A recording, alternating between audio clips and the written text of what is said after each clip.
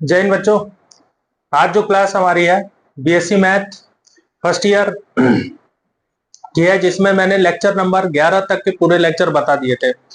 आज कुछ important question पे आते हैं, जिस इंपॉर्टेंट क्वेश्चन में ऐसे ऐसे क्वेश्चन हमारे सामने आएंगे जो कंफ्यूज करते हैं बच्चों को कि जब हमारे पास, जैसे मैंने बताया कि जो इक्वेशन सॉल्वेबल फॉर पी, मतलब कि जो पी समीकरण को हल करना है, जब समीकरण को हल करने के लिए पी का प्रयोग करेंगे उस समय, तो पी का जब प्रयोग करते हैं तो हमको पता होना चाहिए कि वो द्विघाती हो। द्विघाती मतलब मैंने बताया था क्वाड्रेटिक इक्वेशन होना चाहिए, ठीक है।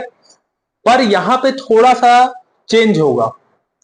क्वेश्चन एक ऐसा लेके आया हूं जिस क्वेश्चन में हमको वहां पे जब एग्जाम हॉल में बैठेंगे और वहां पे कंफ्यूजन करेगा कि क्या ये क्वेश्चन रियली में सॉल्वेबल फॉर पी इक्वेशन के थ्रू काम करेगा। क्या क्या इस इक्वेशन को यदि मैं हल करता हूं तो जो रूल मैंने पढ़ा है वो रूल क्या इसमें फॉलो करेगा, इस बात की हम जांच करेंगे।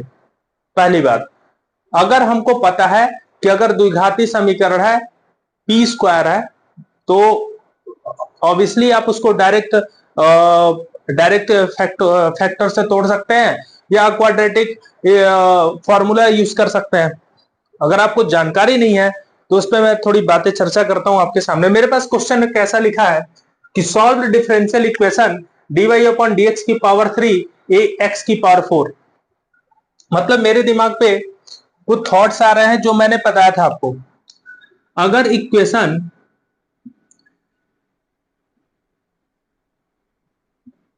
सॉल्वेबल फॉर पी, अगर समीकरण जो है पी समीकरण को, पी के समीकरण को यदि हल करते हैं अपन पी के थ्रू से, तो ये तो मैंने रूल बताया था कि भैया इस मेथड से पहले काम करिए। अगर दूसरे नंबर पे चेक करिए कि क्या वो क्वाड्रेटिक इक्वेशन है कि नहीं।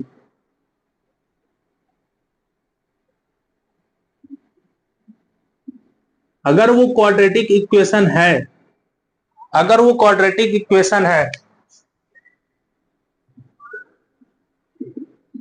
अगर वो क्वाड्रेटिक इक्वेशन है तो इसका मतलब जो हल होगा वो डायरेक्ट फैक्टर से होगा,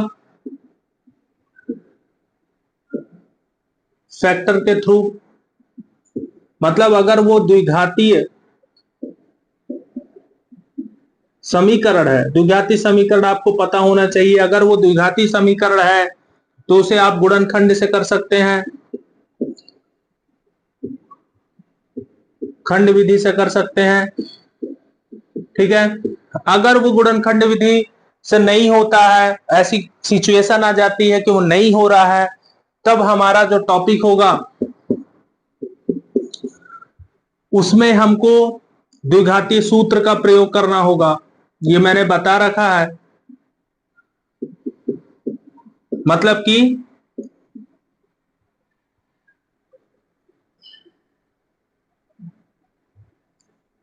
क्वाड्रेटिक फॉर्मूला, इस फॉर्मूले का प्रयोग करके करना होगा, ठीक है। तो पहले आपको जांच करना होगा कि क्या वो समीकरण जो हल करना चाहते हैं, जो पी को हल करना चाहते हैं, पी के समीकरण, जो पी का समीकरण जो है जिसको हल करना चाहते हैं, क्या वो द्विघाती समीकरण है। पहले ये जांच। तो पहली बात तो पी की घाते 2 होनी चाहिए, है ना। फिर उसके बाद आपके पास बीपी और प्लस का सी होना चाहिए। ये बन गया आपका द्विघाती समीकरण, ठीक। क्या ये यहां पे ऐसा दिख रहा है क्या? ये dy dx का मतलब होता है p, मैंने पहले बता रखा है आपको। dy dx का मतलब होता है p। तो यहां पे dy dx की यदि करता हूं तो पावर 3 होगा ना। तो यहां पे जो बनेगा p की पावर 3, ये तो 3 आ रहा है यहां पे। और द्विघाती समीकरण में पावर कितनी होनी चाहिए? 2 होनी चाहिए। तो जब भी आपको एक चीज दिमाग पे रख लेना है कि जब भी आपको पी के लिए हल करेंगे, पी का हल यदि कर रहे हैं, पी समीकरण का यदि कल हल कर रहे हैं, तो उसमें आपको यह ध्यान रखना है कि पी की जो घात होगी वो एक या तो दो, मतलब दो ही होनी चाहिए, तीन नहीं होगी। अगर तीन होती है तो उसका रूल यहां से चेंज हो जाएगा, इसके थ्रू हल नहीं किया जाएगा, इसमें से कोई भी विधि नहीं लगेगी।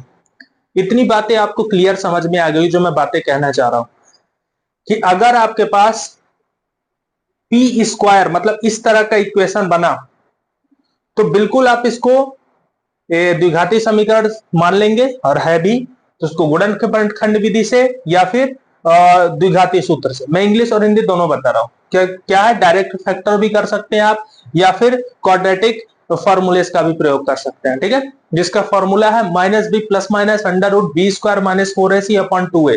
इसका प्रयोग करके, ये 10th क्लास में, इसके लिए आपको प्रॉब्लम नहीं है, ठीक है। इतनी बातें आपको क्लियर समझ में आ गई। चलिए क्वेश्चन पे आते हैं। अब इसको सॉल्व कैसे करना है, जब उसको वो द्विघाती समीकरण नहीं है, मतलब ये क्वाड्रेटिक इक्वेशन नहीं है, तो इसके लिए कैसे करेंगे। तो चलिए स्टार्ट करते हैं। ये हमारी जो क्लास है बीएससी मैथ की है, फर्स्ट ईयर,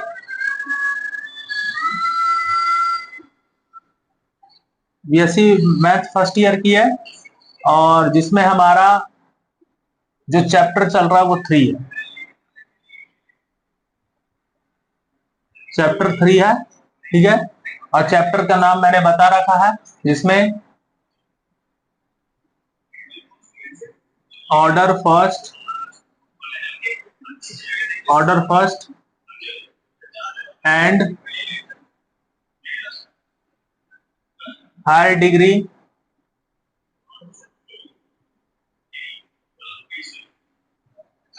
डिफरेंशियल इक्वेशन, ठीक है। आज हम इसी के चैप्टर की टॉपिक पढ़ रहे हैं, ठीक है। तो ये मैं थोड़ा साइड में लिख दिया हूं क्योंकि वहां जगह नहीं बन पाएगी सॉल्व ही करने में। तो चलिए इसको सॉल्व करते हैं अपन।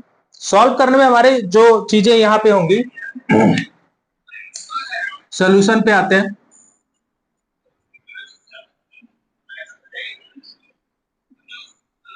Given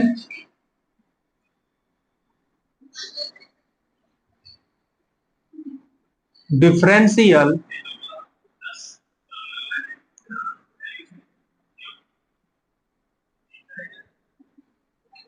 equation is dy upon dx की पावर 3 ax की पावर 4। मैंने अभी बताया कि ये जो है द्विघाती समीकरण नहीं है, ये द्विघाती समीकरण बिल्कुल नहीं है, क्योंकि इसकी पावर 3 लगी हुई है, और हमको पावर 2 तक है। तब हमको जो p का हल करेंगे, समीकरण का हल p के लिए जब करते हैं, p के लिए जब करेंगे, तो वहां पे आपको द्विघाती समीकरण मिलना चाहिए। ये द्विघाती समीकरण नहीं है, तो इसको अपन को कैसे सॉल्व करेंगे, इसके लिए मैंने इस वीडियो को बनाया, इस क्वेश्चन को बनाया। ये क्वेश्चन रीवा में एपीएस में पूछा गया था, कानपुर में, ठीक है, भोपाल में, ठीक है। कुछ यूनिवर्सिटी है जिसको ये 2013 में क्वेश्चन आया था, कानपुर में भी 2005 वगैरह में। तो ये क्वेश्चन जो है कितनी बार ऐसे पूछ चुका है, ठीक है। तो इसीलिए क्वेश्चन को मैं लेके आया कि आप लोग इसको पढ़ेंगे तो हो सकता है आपके दिमाग में काम करे कि भैया एक ही सॉल्यूशन पे नहीं चलना है, कि मतलब अगर ये आ रहा तो मेरे को इसे ही लगाना है, और क्वेश्चन पलट के आ गया तो फिर दिक्कत हो जाएगी ना। तो अपने को बेसिक अच्छे से कंप्लीट करना है। ये क्वेश्चन कैसा भी आए हमारा दिमाग काम कर देना चाहिए कि मुझे अगर P के लिए हल करना है, P के लिए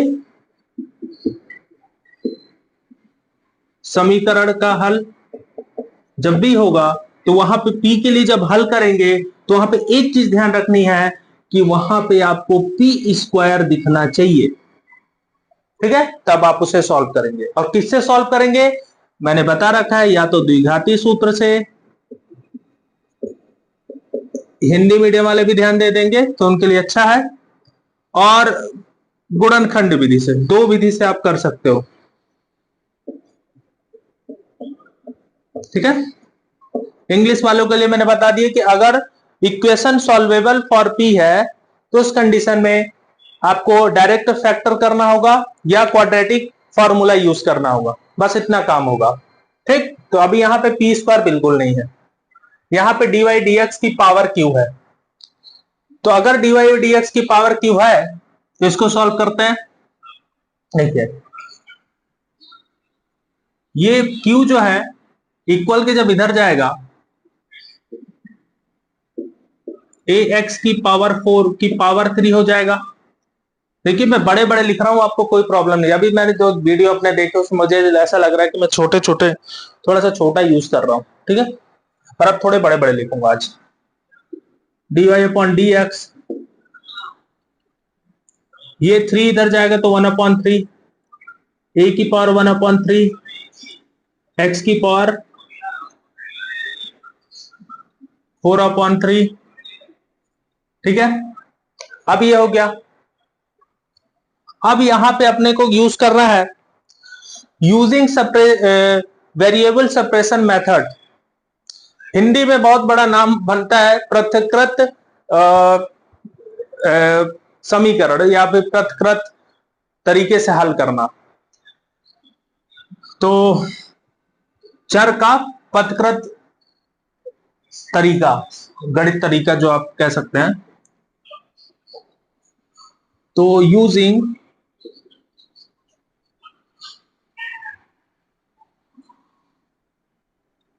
वेरिएबल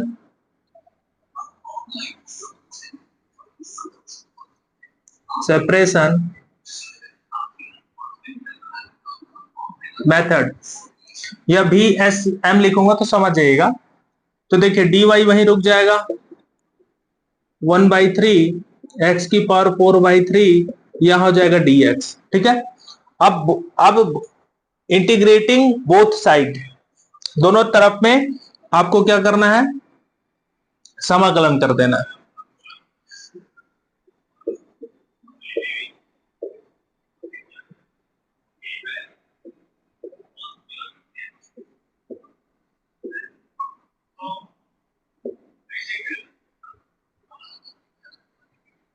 बोथ साइड इंटीग्रेशन कर दीजिए,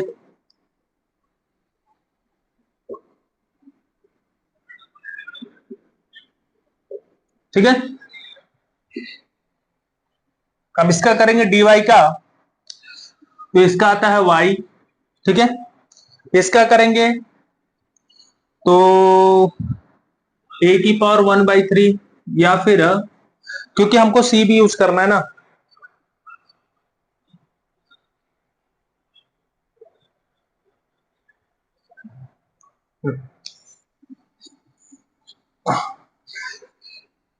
क्योंकि यहां पे अपन सी भी यूज करते हैं तो सी का भी यूज कर देता हूं मैं यहां पे।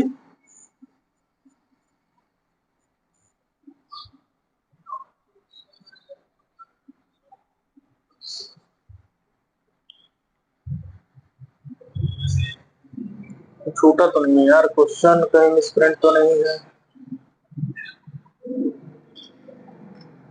क्वेश्चन यदि मिसप्रिंट हो गया तो गड़बड़ हो जाएगी ना। ठीक,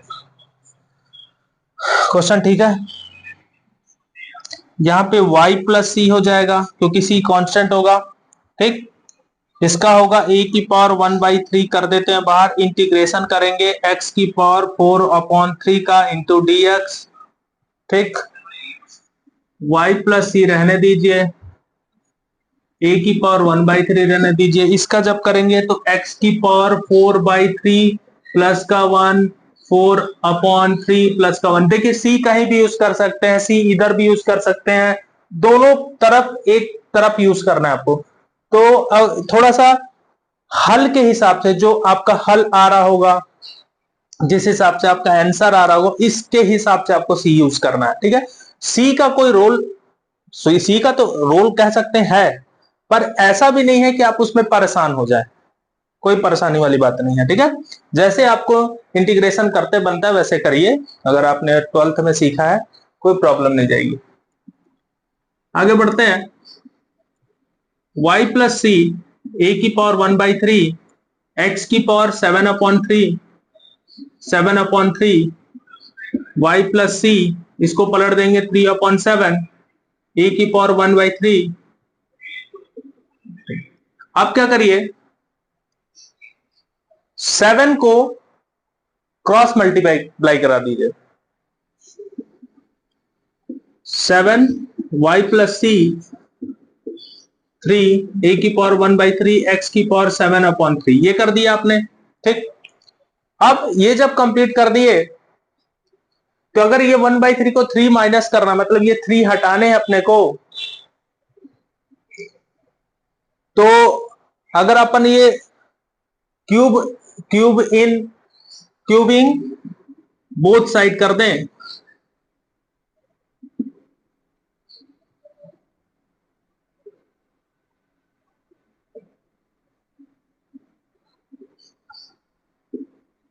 अब क्या किया मैंने कि दोनों पक्षों में मैं घन कर दिया, मतलब 3 का दोनों पक्षों में घन का गुणा करा देता हूं। ठीक है, यहाँ पे दोनों पक्षों में घन करने पर, तो यहाँ पे 7 का घन करते हैं, 7 की पावर क्यू y प्लस सी की पावर क्यू 3/3 एक्स 3 × 7/3, ये 343 हो जाएगा। y प्लस सी की पावर 3, ये 3 हो जाएगा, a हो जाएगा, 3 से 3 कैंसिल, x की पावर हो जाएगा 7। ठीक है, सॉरी यहां पे 3 रहेगा ना, 27, ये आपका आ गया आंसर। ठीक है, इसको मैच करेंगे तो यही आपका आंसर होगा। आप चाहे तो यहां पर भी छोड़ सकते हैं, अगर आपसे नहीं होता है आगे के लिए तो आप यहां पे भी छोड़ सकते थे, कोई प्रॉब्लम नहीं थी। ठीक है, तो देख लीजिए क्वेश्चन को, इसके बाद नेक्स्ट क्वेश्चन अपन कंप्लीट करेंगे।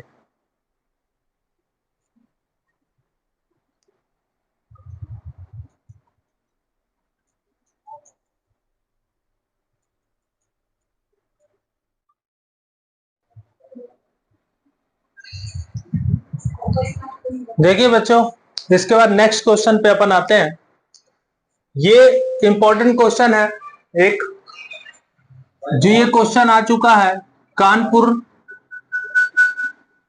कानपुर में आया है, भोपाल में भी आया है, क्योंकि सभी यूनिवर्सिटी के लिए इंपॉर्टेंट क्वेश्चन है। बीएससी मैथ हो गया, बीटेक हो गया, बी हो गया, ये जितने भी क्वेश्चन जो भी बच्चे इस क्लासेस में कर रहे होंगे और पढ़ रहे होंगे उनके लिए इंपॉर्टेंट क्लासेस हैं। अब इस पे जब क्वेश्चन पे आए तो दिमाग पे सबकी यही काम करेगा कि सर ये तो पक्का क्वाड्रेटिक फॉर्मूला इसमें यूज होगा। पावर में p की पावर q लिखा है, तो सर यहां तो p की पावर q लिखा है, तो ये तो सर है ही नहीं, मतलब ये तो द्विघाती समीकरण नहीं है, क्वाड्रेटिक इक्वेशन नहीं है।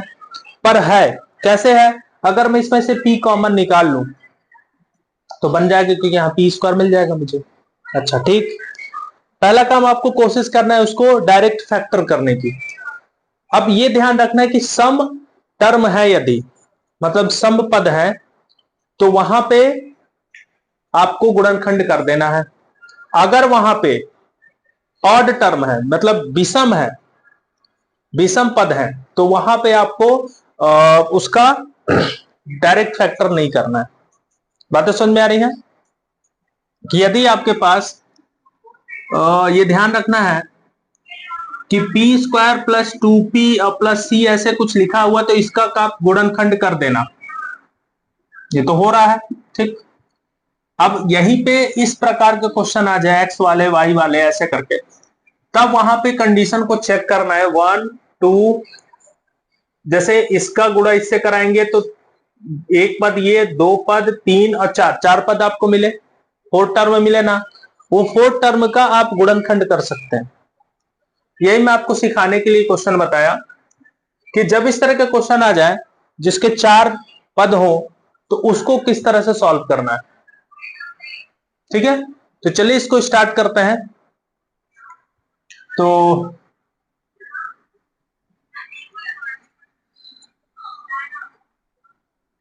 Solution given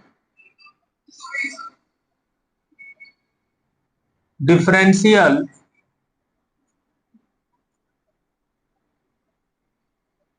equation is x square p q y p square 1 plus x square y plus p y q is equal to 0। सब में p कॉमन निकालिए, x square p square y p 1 plus x square y y q. अब ध्यान दीजिएगा यहां पे मैंने क्या किया, अब ये द्विघाती बन गया भाई, पी स्क्वायर आया ना, आपको तो पी ही चाहिए था, पी स्क्वायर पावर में 2 चाहिए था, मैंने ला दिया। अब ये पूरी तरह से एक क्वाड्रेटिक इक्वेशन बन गया, पूरी तरह से कंप्लीट बन गया। अब इसको आप टर्म बनाइए कि 4 टर्म में बनता है कि नहीं। पहला पद ये है, yp का 1 से इंटू करा देंगे तो ये भी एक पद बन जाएगा, मतलब कि 2, ये 3 और ये 4, टोटल 4 पद हो रहा है। और 4 क्या है आपका, सम है, सम टर्म हो रहा है, और सम टर्म में आपको वहां पे गुणनखंड बिल्कुल कर सकते हैं। तो चलिए इसको करके दिखाता हूं मैं। एक्स स्क्वायर पी, yp का 1 से कराई तो yp का इससे करा दीजिए तो p x square y square y cube 0, p इन दोनों में से कॉमन कुछ दिख रहा है आपको, वो कॉमन निकालिए, ठीक है। तो दोनों में से p कॉमन निकाल लीजिए, अंदर क्या बचा, एक्स स्क्वायर प्लस वाई बचा, है ना, एक्स स्क्वायर प्लस वाई बचा। इन दोनों में से कॉमन जो निकलेगा वो निकलेगा वाई स्क्वायर, क्योंकि सेम यही आना चाहिए। गड़बड़ यहाँ पे लिखा हूं पी स्क्वायर, यहाँ पे पी होगा ना, एक पी, क्योंकि 2 पी थे, एक पी बाहर हुआ, एक पी रह जाएगा। यहाँ पे देखिए वाई स्क्वायर दोनों से कॉमन, तो पी एक्स स्क्वायर, यहाँ पे वाई 0। अब देखिए पी एक्स स्क्वायर वाई दोनों में दिख रहा है, कॉमन निकाल लीजिए, p x square plus y, यहां का बचा p, यहां का बचा वाई स्क्वायर 0। फिर आगे देखिए, अब सबको साथ में लिख लीजिए,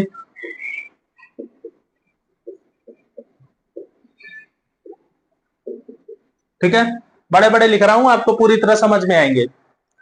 अब p के बराबर 0 लीजिए, मतलब सबको एक एक टर्म का एक एक बार 0 लेना, p के बराबर 0, फिर इसके बराबर 0, फिर इसके बराबर 0। तो मैं पहले p क्या होगा, p इज इक्वल टू 0, ठीक। फिर देखिए p x square plus y is equal to 0, इसके बराबर ले लिया, अब इसके बराबर 0 लीजिए, ये 0 हुआ। जब इसको सॉल्व करते हैं तो आपको पता है कि p की वैल्यू होती है dy upon dx is equal to 0। अगर ये dx इसके पास जाएगा, मतलब आपको पता है कि यहां पे कौन सा यूज करेंगे, सेपरेशन, वेरिएबल सेपरेशन मेथड का यूजिंग यहां पे मैं यहां पे कर देता हूं, ठीक है, यहीं पे लिख देता हूं, using b s m method से dy अपॉन dx इंटू 0, 0 से करा देंगे तो 0 आ जाएगा, dy इज इक्वल टू कितना है, 0, इंटीग्रेटिंग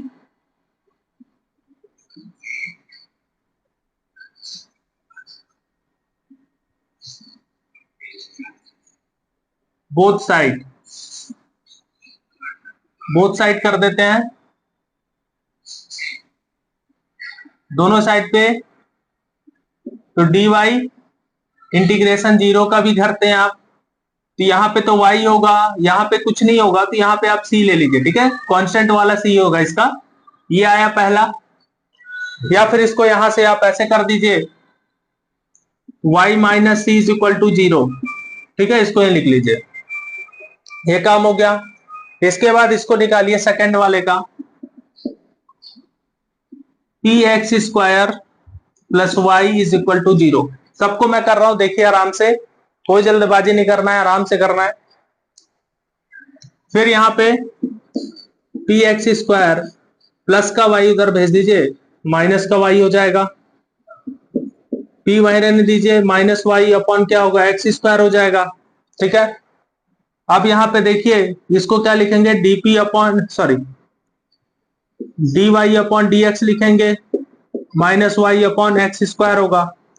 अब सेम कंडीशन वही, यूजिंग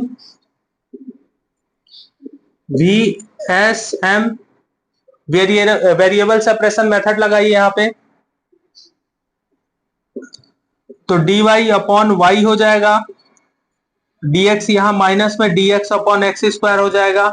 इतना काम कर दिया आपने, यहां तक तो क्लियर हो गया आपको।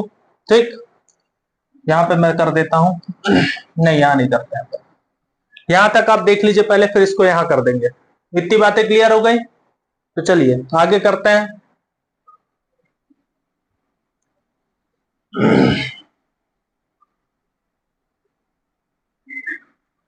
यहां जब आते हैं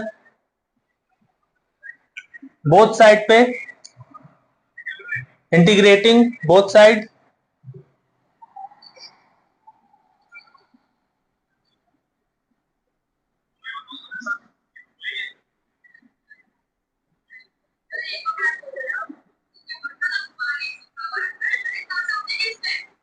D Y upon y d x upon x square. ठीक है, 1 अपॉन वाई क्या होता है, लॉग वाई। ठीक है, इसका क्या आएगा, माइनस रखिए, एक्स की power minus two d x होता है, तो माइनस एक्स की power minus two plus one, minus two plus one log y, और इसके साथ में प्लस का सी। ठीक है, लॉग वाई, ये तो माइनस हो चुका होगा, माइनस टू प्लस वन हो गया, तो ये प्लस हो जाएगा, यहां बचेगा 1 अपॉन एक्स।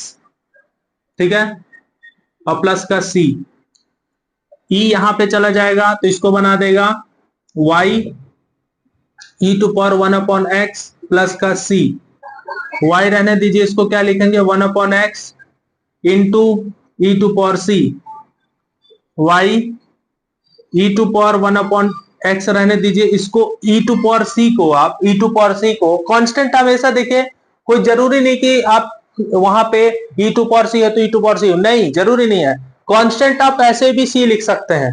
अगर ई टू पावर सी है, 1 अपॉन सी है, सी की पावर स्क्वायर है, 4 ई टू पावर सी है, तो उसको सी लिख दीजिए मात्र, कोई दिक्कत नहीं है। तो यहां पे क्या हो जाएगा, सी हो जाएगा। ठीक है, यहां तक बातें क्लियर हो गई, इसको मिटा देते अपन, जिसका यूज करना है ये पी वाला यूज करना है, p y p plus y square का। ठीक है, ये बचा हुआ बस, क्योंकि ये तो सॉल्व कर दिए अपन। अब आया आपके पास, क्या आया, ये y की वैल्यू आ गई आपके पास। ठीक है, y की एक वैल्यू ये आ गई। अब यहीं पे हम किनारे कर देते हैं p plus y square is equal to 0, तीसरी कंडीशन को। ठीक है, तो p वहीं रख दीजिए, माइनस वाई स्क्वायर यहां, d Y upon D x,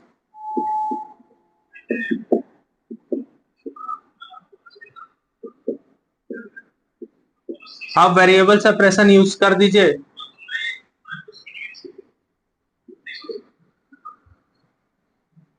variable separation use करेंगे तो माइनस वाई स्क्वायर यहां चला जाएगा dx, या फिर आप वहीं पे माइनस वहीं रहने दीजिए, जैसा आपको सही लगे, तो जरूरी नहीं।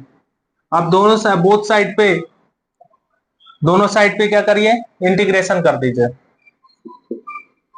यहां पे भी d Y upon y square, integration minus निकाल के dx, इसका करेंगे तो आपको पता है कि y की power minus one upon minus one आएगा, माइनस x होगा, माइनस से माइनस कट जाएगा और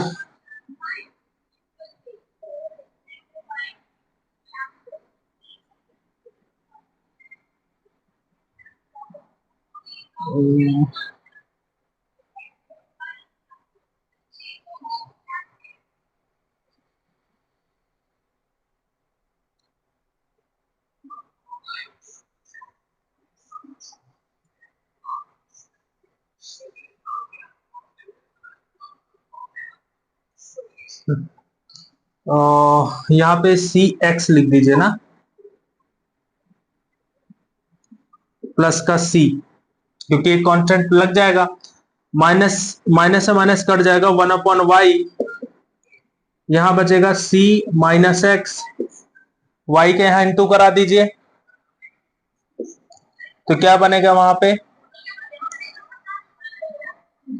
सी वाई माइनस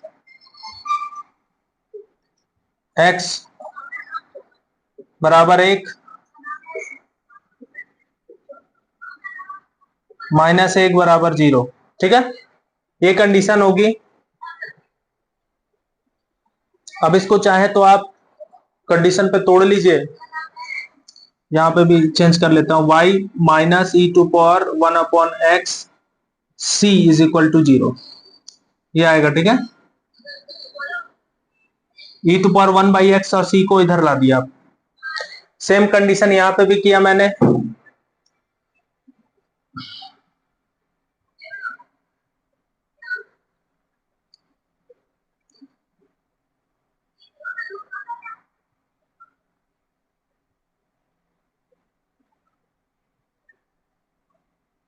ठीक है ठीक है ठीक है ठीक है।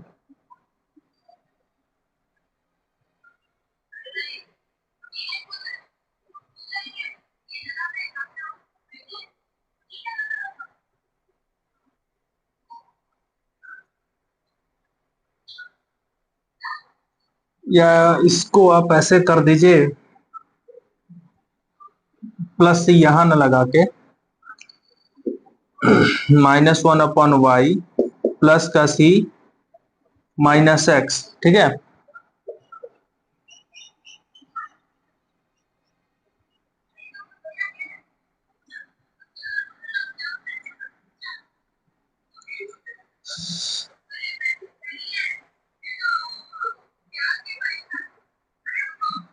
तो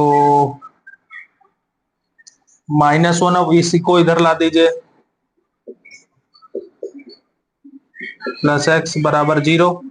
अब y का सब में कर दीजिए, वही सिचुएशन आएगी, जो चाहे आप उधर कर लीजिए चाहे ऐसे कर लीजिए, C Y plus X Y -1 is equal to 0, ये आएगा। अब इसको उठाकर ये जो आया कंडीशन, मतलब यहाँ पे 1/y किया, प्लस का सी इधर लिया, माइनस का एक्स को इधर लाए तो प्लस का एक्स हो गया, y का ऊपर आप गुणा करा दीजिए, तो यहाँ y कराएंगे तो y से y कट जाएगा तो 1 आ जाएगा, यहाँ cy हो जाएगा, यहाँ xy हो जाएगा, -1 यहाँ पे भी तो 0 रहेगा। अब ये कंडीशन आ गई, यहां तक से आप तो क्लियर हो गया पूरा जो हमने लाया, जो हमको प्रूफ करना था, जो मतलब जो कंडीशन आंसर था, वो हमारा आंसर में मैंने बताया था, जो आवश्यक समीकरण था हमारे पास, हैंस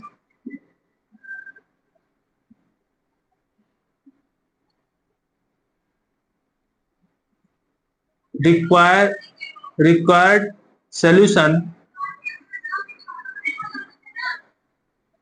इज, आवश्यक समीकरण जो हमारे निकला, y minus c e to power 1/x c, फिर इसको लिख लीजिए cy plus xy -1 is equal to 0, ये आपका आ गया आंसर। तो इस प्रकार से इस क्वेश्चन को करना था। देखिए, जो क्लासेस मैं आपको पढ़ा रहा हूं तो आपको पूरी तरह समझ में आ रहे होंगे, जो मैं जहां जहां जो जो मेथड यूज हो रहा है उस मेथड को आपको बता रहा हूं। मैथ्स में मेथड रूल इंपॉर्टेंट है। मैथ्स का यदि आपको रूल नहीं पता और आप सिर्फ सॉल्व करना जानते हो, कि बस आंसर ला दिए, काम हो गया। देखिए रूल के हिसाब से नंबर मिलते हैं। रूल यदि आपका सही है, करने का तरीका सही है, तो आप अच्छे मार्क्स ले आओगे। मार्क्स से ज्यादा इंपॉर्टेंट है रूल, करने का तरीका।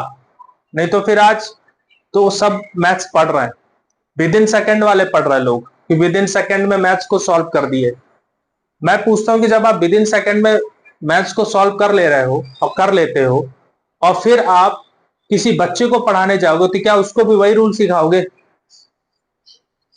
आप एक टीचर बन जाओ, अब टीचिंग करने चले जाओ, और आपने विद इन सेकेंड में मैथ्स सॉल्व किया है, मतलब 50 मिनट में, 50 सेकेंड में, 50 सेकेंड बोल रहा हूँ, 30 मिनट में 100 क्वेश्चन अटेम्प्ट कर रहे हो, 150 कर रहे हो, और फिर आप किसी बच्चे को पढ़ाने चले जाओ तो आपसे सॉल्व भी ना हो, आप उसको शॉर्ट ट्रिक बताओगे? शॉर्ट ट्रिक का उपाय नहीं है। शॉर्ट ट्रिक में तो आंसर लाना सिखाते हैं। लॉन्ग टर्म सबसे इंपॉर्टेंट है, आपका बेस मजबूत होता है। अगर आपका बेस मजबूत नहीं है तो कोई मतलब नहीं इस पढ़ाई का।